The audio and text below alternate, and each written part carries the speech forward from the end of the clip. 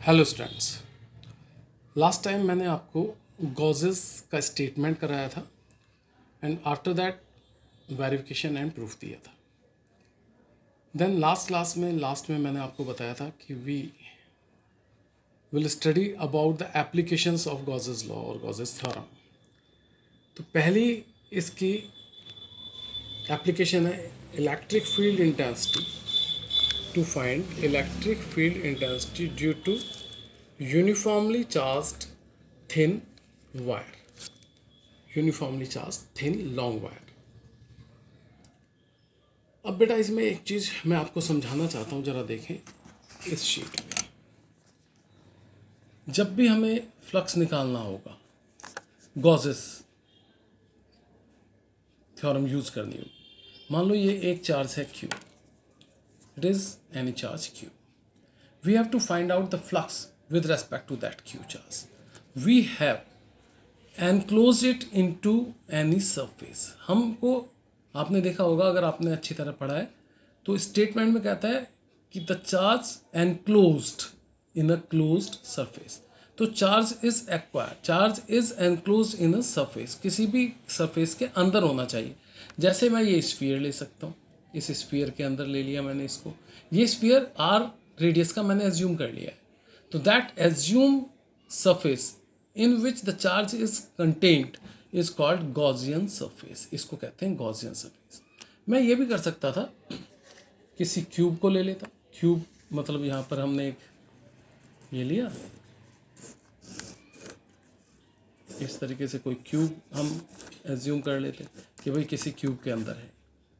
तो it depends on the situation कि मैं स्फेरिकल सरफेस लेके चलूँ, क्यूब लेके चलूँ, क्यूबॉइड लेके चलूँ, या सिलेंड्रिकल सरफेस लेके चलूँ as Gaussian surface. It depends on कि मेरे को रिजल्ट कौन सा चाहिए और किस तरीके से प्रोसीड किया जाएगा। But the important thing is that the charge has been enclosed in any close surface. Close surface के अंदर होना चाहिए चार्ज। अगर मेरे पास चार्ज है तो मुझे उसे कवर करना पड़ेगा किसी एनक्लोज सरफेस से। क्लियर? यहाँ पर मैंने आपको कहा कि एक थिन चार्ज वायर, ये थिन चार्ज वायर, मुझे इस पर इलेक्ट्रिक फील्ड इंटेंसिटी निकालनी है using Gauss's law at point P distance R, इस तरीके से। अब मैंने देखा यहाँ पर इलेक्ट्रिक फील्ड इंटेंसिटी की डायरेक्शन क्या होगी। ये देखिए बेटा, मान लो ये 2 पॉइंट मैंने ले लिए यहाँ से इलेक्ट्रिक फील्ड इंटेंसिटी ये गई E1, इधर से E2, इन दोनों का रिजल्टेंट पैरेललोग्राम लॉ से ऐसे आएगा E। Means electric field intensity ऐसे परपेंडिकुलर डायरेक्शन में होगी इस चार्ज वायर, हर जगह, यहाँ पर भी, यहाँ पर भी। तो हर जगह electric field intensity perpendicular to the wire होगी with respect to this. Now that charge which has been on the thin wire is enclosed in a close surface. यहाँ क्लोज सरफेस हमने क्या एज्यूम किया? सिलेंडर, जैसा आपको यहाँ दिख रहा होगा। That cylinder is Gaussian surface, ये गॉसियन सरफेस कहलाएगा। So we assume a Gaussian surface cylindrical in shape of radius r and length l equal to the length of the cylinder। अब यहाँ आप देखेंगे बेटा, इसके 3 आपको हमने पहले भी बताया था, 1, 2 एंड 3। 3 एरियाज हैं, 2 क्रॉस सेक्शन एरिया और एक कर्व। तो क्रॉस सेक्शन एरिया में आप देखेंगे, एरिया तो मैंने आपको बताया था कि जो एरिया वेक्टर होता है आउटवर्ड होता है, तो इधर आउटवर्ड ऐसे होगा, और ये परपेंडिकुलर इलेक्ट्रिक फील्ड है। तो इलेक्ट्रिक फील्ड और एरिया वेक्टर के बीच में 90 डिग्री एंगल होगा। सेम हेयर, इलेक्ट्रिक फील्ड और एरिया के बीच में 90 डिग्री होगा। So no contribution of the flux, क्योंकि फ्लक्स क्या होता है? E.ds, E.ds cos 90 हो जाएगा। No contribution of the flux because of these 2 area of cross section. So only curve surface will give you the flux. And how, हम proceed करते हैं, आगे चलते हैं।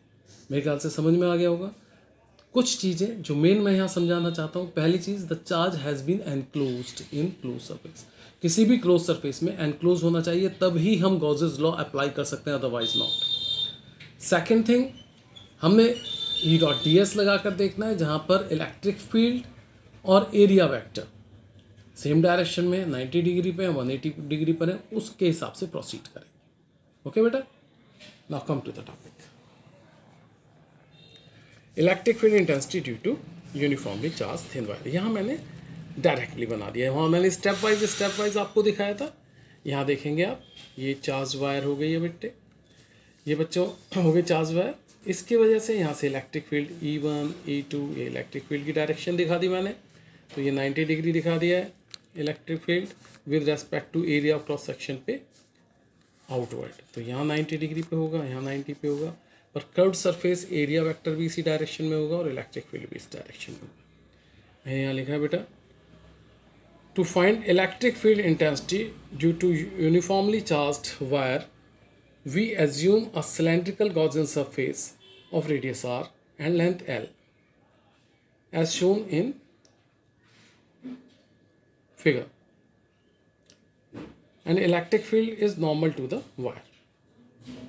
A flux related to circular area या जो उसका cross section phi 1 E ds cos 90 मैं बता चुका आपको, phi 1 0 मीन्स इसकी वजह से कॉन्ट्रीब्यूशन 0।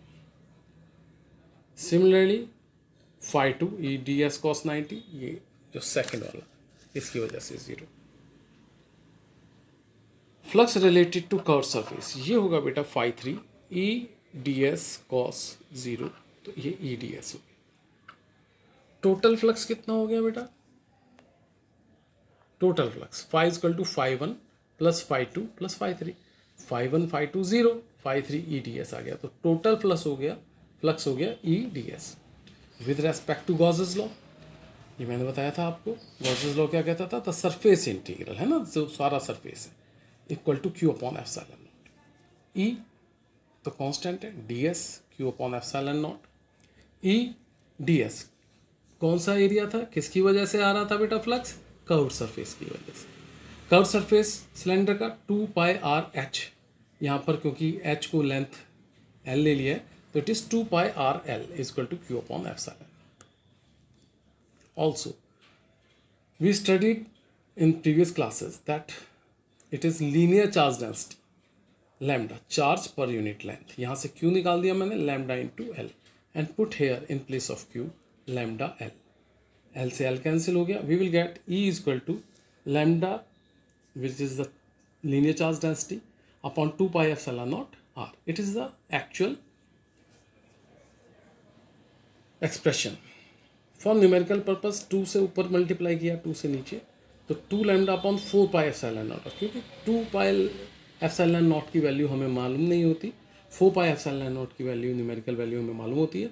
फॉर दैट पर्पस हमने इसको 2 से न्यूमरेटर और डिनोमिनेटर को मल्टीप्लाई कर दिया। तो I think it is the very first application, इसको आप कर लेंगे। 3 मार्क्स 5 मार्क्स दोनों में बहुत बार पूछी गई है। नेक्स्ट है बेटा, electric field intensity due to uniformly charged spherical shell. Shell का मतलब होता है हॉलो स्फीयर। अब ये फिगर दिख रही है, यहाँ तो मैंने कंबाइंड बना दी है, फिर मैं स्टेप वाइज आपको यहाँ पर दिखा रहा हूँ। ये देखें, ये एक यूनिफॉर्मली चार्ज स्फीयर है। इस स्फीयर का रेडियस हमेशा कैपिटल आर लेना है, इट इज़ कैपिटल आर। जो स्फीयर गिवन है, जो चार्ज स्फीयर है, उसका रेडियस आर। मेरे को यहाँ पर इलेक्ट्रिक फील्ड इंटेंसिटी निकालनी है विद रेस्पेक्ट टू दिस। तो इस इलेक्ट्रिक फील्ड इंटेंसिटी इसके बाहर भी हो सकती है किसी पॉइंट पे, ऑन द स्फीयर भी हो सकती है और अंदर भी हो सकती है। तो हमें 3 केस लेने होंगे, outside the sphere, on the sphere and then inside the sphere. Outside the sphere मैंने एक पॉइंट यहाँ पर P ले लिया, R डिस्टेंस पे, स्मॉल r। तो हमेशा जो बाहर या अंदर मीन्स जिस पॉइंट पर मेरे को इलेक्ट्रिक फील्ड निकालना है, वो डिस्टेंस हमेशा मेरे को स्मॉल r लेना है।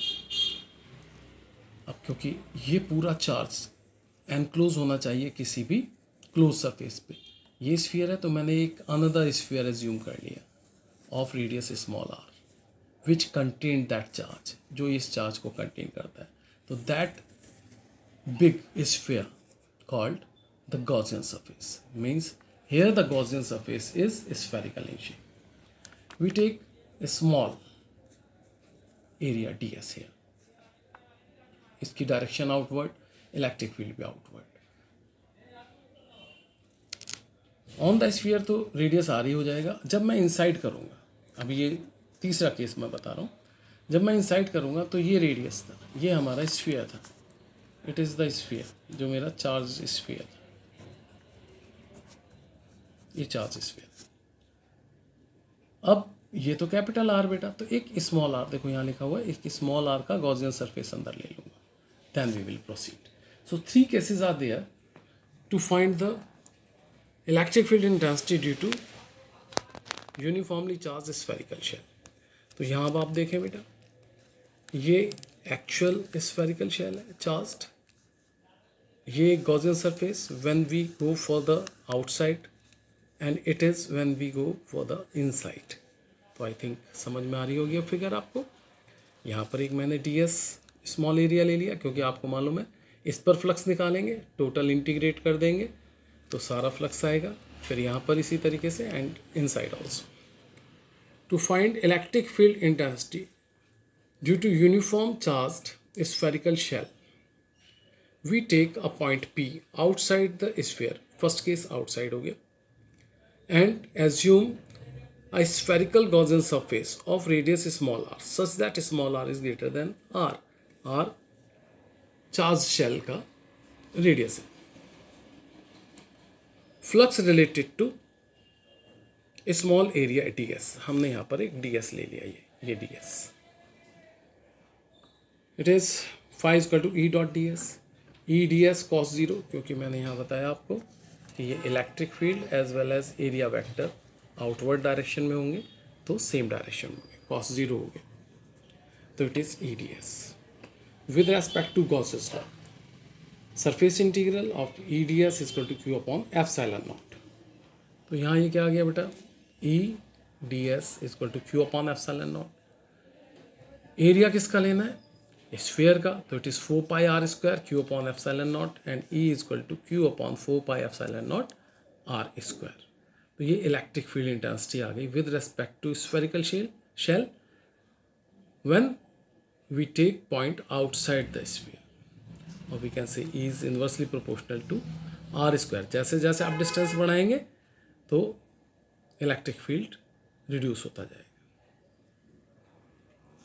Second, on the sphere means we take point on the spherical shell, the radius of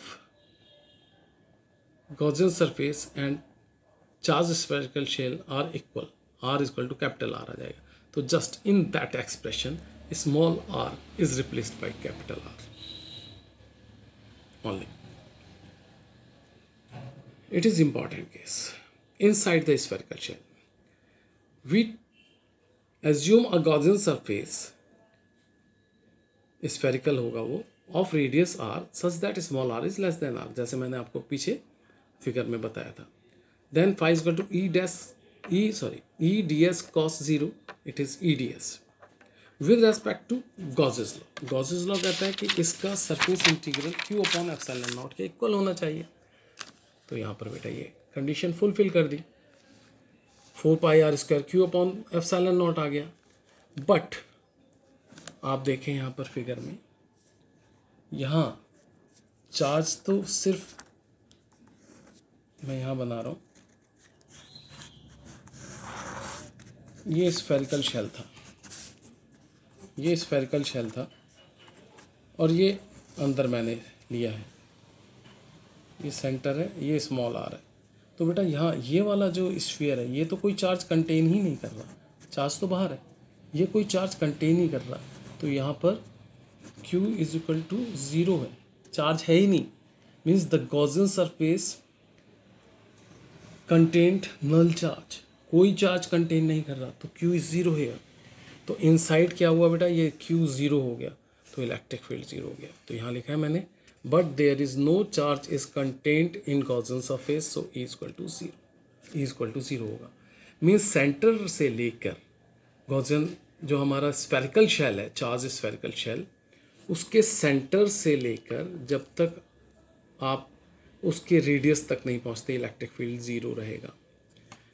जैसे ही आप रेडियस पे पहुंचेंगे, r equal to capital r आएगा, आपको इलेक्ट्रिक फील्ड इंटेंसिटी मिलेगी विच इज़ मैक्सिमम, जो मैक्सिमम होगी। Then it starts reducing with respect to are square, तो इस तरीके से ग्राफ आएगा। Means it tends to zero but never becomes zero, तो ये ग्राफ भी पूछा जाता है। तो it is the electric field intensity with respect to uniformly charged spherical shell. समझ में आया होगा आपको। इसके ऊपर एक क्वेश्चन बहुत ज़्यादा पूछा जाता है,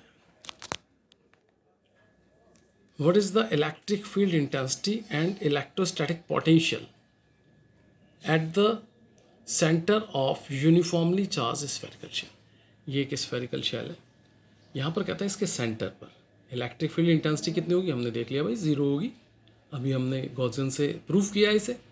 फिर कहता है पोटेंशियल कितना होगा, बेटा पोटेंशियल ग्रेडियंट हमने पढ़ा था पिछली क्लास में, तो E equal to d V by d r. E zero हो चुका है, तो किसी भी फिजिकल क्वांटिटी का डेरिवेटिव अगर ज़ीरो हो जाए तो वो फिजिकल क्वांटिटी कैसे हो जाती है, कांस्टेंट। तो d V by d r zero हो गया, तो d by d r of V equal to zero, so V equal to constant. तो वी कांस्टेंट होगा, जो स्फीयर के ऊपर पोटेंशियल होगा वो ही सेंटर तक पोटेंशियल होगा। मान लो 5 वोल्ट है, मान लो यहाँ पर 5 वोल्ट ये लिखा हुआ पोटेंशियल है, तो अंदर यहाँ पर भी 5 वोल्ट ही होगा, पर इलेक्ट्रिक फील्ड ज़ीरो होगा। बहुत बार पूछते हैं इस कॉन्सेप्ट पर, घुमा कर पूछते हैं, कई तरीके से पूछते हैं, अभी आप इसको याद रखेंगे। Next, electric field intensity due to a thin charged sheet. एक थिन चार्ज शीट ये मैंने दिखा रखी है, इस पर इलेक्ट्रिक फील्ड। आप सोचें जैसे मैंने एक पेपर रख दिया, ये पेपर, ये थिन चार्ज शीट है, तो इस या मेरा हाथ, तो मेरे हाथ से राइट हैंड पे भी इलेक्ट्रिक फील्ड इंटेंसिटी होगी और लेफ्ट हैंड पे भी इलेक्ट्रिक फील्ड इंटेंसिटी होगी, तो इलेक्ट्रिक फील्ड इंटेंसिटी दोनों तरफ होगी। तो यहाँ पर दिखाया है ये, हमने फिर एक गॉसियन सरफेस एज्यूम किया बेटा, सिलेंड्रिकल शेप। यहाँ पर इलेक्ट्रिक ये एरिया वेक्टर तो आपको मालूम है आउटवर्ड होंगे, electric field intensity because of that इधर भी होगी और इधर भी होगी, तो यहाँ भी इलेक्ट्रिक फील्ड इंटेंसिटी आउटवर्ड, यहाँ भी electric field intensity outward, but curved surface के लिए इलेक्ट्रिक फील्ड इंटेंसिटी इधर है और एरिया वेक्टर इधर है। तो φ1 E D S cos zero, E D S यहाँ पर, φ2 E D S cos zero, again E D S. यहाँ पर इलेक्ट्रिक फील्ड क्योंकि एक्स एक्सेस के अलाउंग है और ये ऊपर वाई एक्सिस पे है, तो 90 डिग्री हो गया। No contribution of the flux with respect to curved surface, so total electric field total flux कितना हो गया, E D S plus zero, that is twice of E D S with respect to Gauss's law, twice of E D S equal to Q upon epsilon naught. आपने पढ़ा था surface charge density, surface charge density होती थी बेटा charge upon area, surface charge density charge per unit area, तो charge कितना हो गया, सिग्मा इंटू डी एस, वो मैंने यहाँ पर यूज़ किया है। E twice of E D S Q upon epsilon naught, Q की जगह क्या लिख दिया बेटा, sigma into D S upon epsilon naught, D S से डी एस कैंसिल, तो electric field intensity sigma upon 2 epsilon naught with respect to thin plane charge sheet. फिर आ जाएगा बेटा थिक, थिक के लिए समझो जैसे ये चीज़ इलेक्ट्रिक फील्ड इंटेंसिटी, एक ये प्लेट समझो, ये वाली एक प्लेट ये समझो, ये 2 प्लेट हो गई, एक ये और एक ये वाली प्लेट और एक ये वाली प्लेट।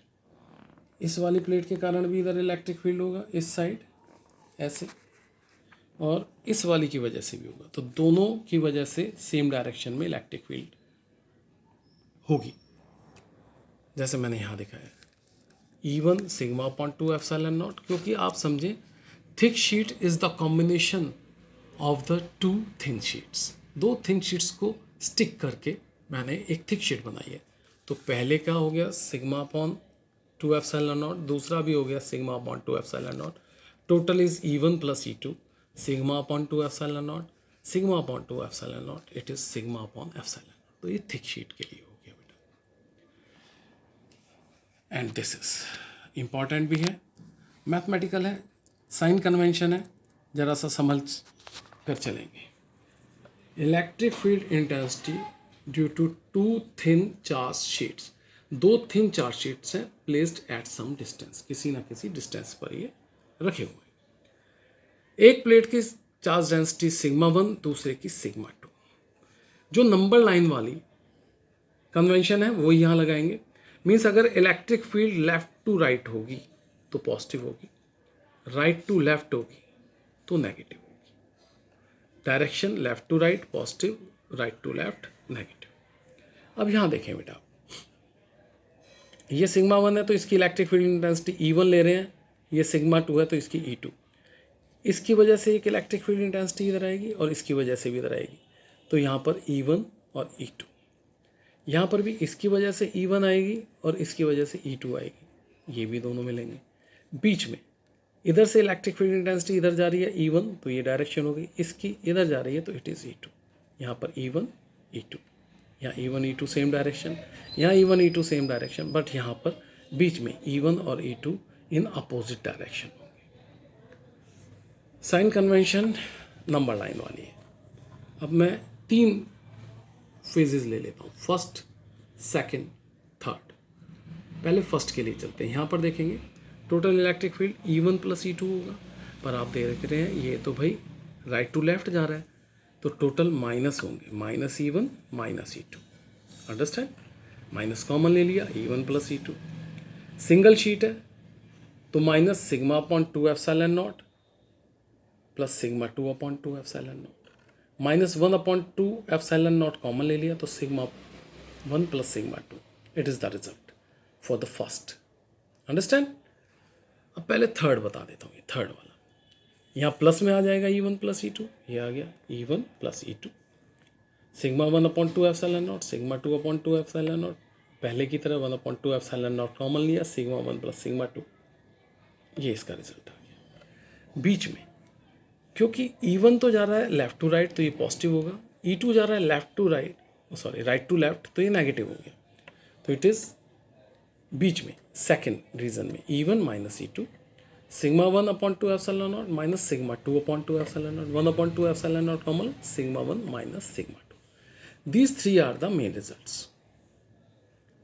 अब यहाँ एक कंडीशन देता है कि अगर दोनों चार्ज शीट्स पर इक्वल एंड अपोजिट चार्ज है, मीन्स यहाँ पर प्लस यहाँ पर नेगेटिव, मीन्स तब एक प्लस सिग्मा हो जाएगी सरफेस चार्ज डेंसिटी और दूसरी माइनस सिग्मा हो जाएगी।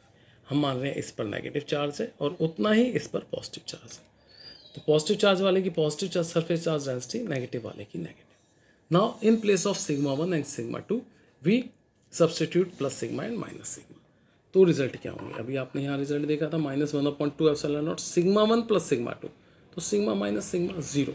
इट मीन्स इस वाली शीट के इधर लेफ्ट साइड पर फर्स्ट रीजन में इलेक्ट्रिक फील्ड 0 होगा, ये मैंने लिखा है 0, अगर दोनों इक्वल एंड अपोजिट चार्जेस हैं। Same here for the third region, sigma minus sigma 0, means यहाँ पर भी 0 होगा, ये लिखा है 0। मीन्स दोनों शीट्स के दोनों तरफ लेफ्ट और राइट 0 इलेक्ट्रिक फील्ड होगा। इलेक्ट्रिक फील्ड सिर्फ बीच में मिलेगा, वो कितना मिलेगा यहाँ देख लेते हैं। यहाँ रहा था 1 upon 2 epsilon naught, sigma 1 minus sigma 2, sigma 1 sigma हो गया, सिग्मा 2 माइनस सिग्मा है, तो ये माइनस और माइनस प्लस हो गया, प्लस सिग्मा, तो यहाँ पर आ जाएगा sigma upon epsilon not. Just between 2 plates electric field exists and which is equal to sigma upon epsilon naught, जो सिग्मा अपॉन एप्सिलॉन नॉट के इक्वल होगा। आजकल इसको ज़्यादा पूछ रहे हैं, इसको ज़्यादा पूछते हैं, ठीक है। यहाँ पर गॉसेस ख़त्म होती है, इसके न्यूमेरिकल्स, पोटेंशियल के न्यूमेरिकल्स, इक्विपोटेंशियल सरफेस पर कुछ कंसेप्चुअल्स नेक्स्ट क्लास में करेंगे। तब तक आप ध्यान से रहें और अपना और अपनों का ध्यान रखें। थैंक यू बेटा।